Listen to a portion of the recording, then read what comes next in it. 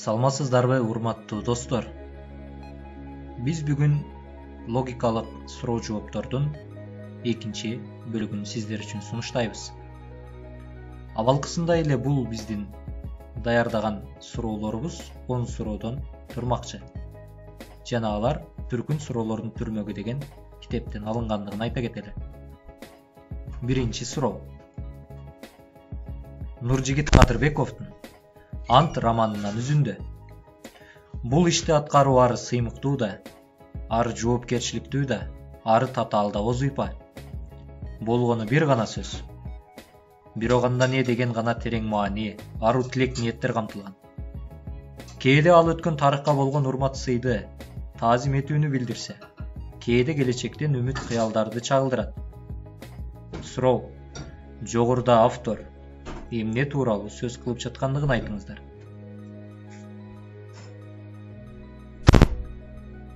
Экинчи суроо. Бир сандыктын ичинде чогуу жаткан эки китеп бири-бири менен жолугушуп калат. Калың мукабалуу, сырты жалтыраган, барактары жапжаңы китеп. Барактары тытылып кеткен, сырты айрылган эски китептин үстүнөн маскаралап, сени негизи адамдар окуйбу, колуна алабы, сени ушул абалыңда пайдаланышабы, сенин аталышың кандай деп менменсинип шылдың иретинде суроо узатат. Эски китеп өзүнүн аталышын айткандан кийин жаңы китеп жым болуп калат. Суроо. Эски китептин аталышы кандай болгон? Үчүнчү суроо. Роберт Томпкинс жазган төмөнкү драбилга көңүл буруңуздар. Кары, бети башы бырышып кеткен кемпир өзүнүн ал экендигин айтат. Менин көрүнүшүм тууралуу эч кимге эч нерсе деп айтпаңыздар. Болбосо эч ким мени издебей коет дейт ал. Суроо. Ал кемпирдин эмне экендигин айтыңыздар. Төртүнчү суроо. Бүгүнкү күндө шаарларыбыздын көптөгөн жерлеринен орун алган светофорлордон биз кичинекей болгон атайын баскычтарды жолуктура алабыз. Бул баскычтардын жардамы менен жөө адамдар светофордун чырагын кызылдан жашылга алмаштыра алуу мүмкүнчүлүгүнө ээ. Кызыгы, Лос-Анджелес шаарында да дал ушундай баскычтар болуп, муну караңыздар, ал баскычтар жерден 2 метр бийиктикте жайгашкан. Суроо. Сиздер бул баскыч кимдер үчүн орнотулгандыгын айтыңыздар. Бешинчи суроо. Япон элинин жазуусунда да 2 же 3 иероглифтин мааниси биригип келип бир сөздү билдирген учурлар болот. Мисалы, тереңдик, топурак, металл. Суроо. Жогорудагы 3 сөздүн мааниси биригип келип эмнени түшүндүрүүсүн айтыңыздар. Алтынчы суроо. Сырдуу сандыктын ичиндеги предмет тууралуу англичандардын төмөндөгүдөй айткан бир маалыматы бар.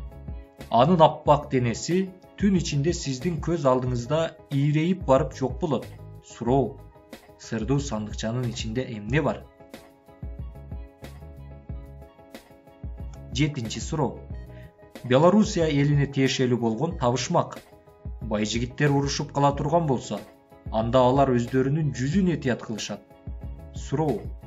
Андай болсо, кедейлер урушуп кала турган болсо, алар эмнесин этият кылышат? Сегизинчи суроо. 1920-жылдан баштап Улуу Британияда кээ бир футбол оюндарында кайсыл бир учурларда көрүүчүлөрдүн саны көбөйүп кетет. Ага чейин алардын саны 30-35 миң адамдын айланасында гана болчу. Ал эми жогоруда айткандай 1920-жылдан баштап айрым оюндарды көрүү үчүн келген көрүүчүлөрдүн саны кескин түрдө 50 миңден 60 миң адамга чейин көтөрүлөт. Суроо. Футболдогу кандай жагылык көрүүчүлөрдүн санынын жогорулап кетүүсүнө себеп болгон? Тогузунчу суроо. Сырдуу сандык. Адам баласы канча жыл өмүр сүрбөсүн, ал үчүн эң негизги 2 предмет бар. Адам баласынын эң көп убакыты дал ушул 2 предметте өтөт. Жогорудагы пикирди заманбап француз драматургу Марсель Ашар айткан. Биринчи предмет деп ал керебетти назарда туткан.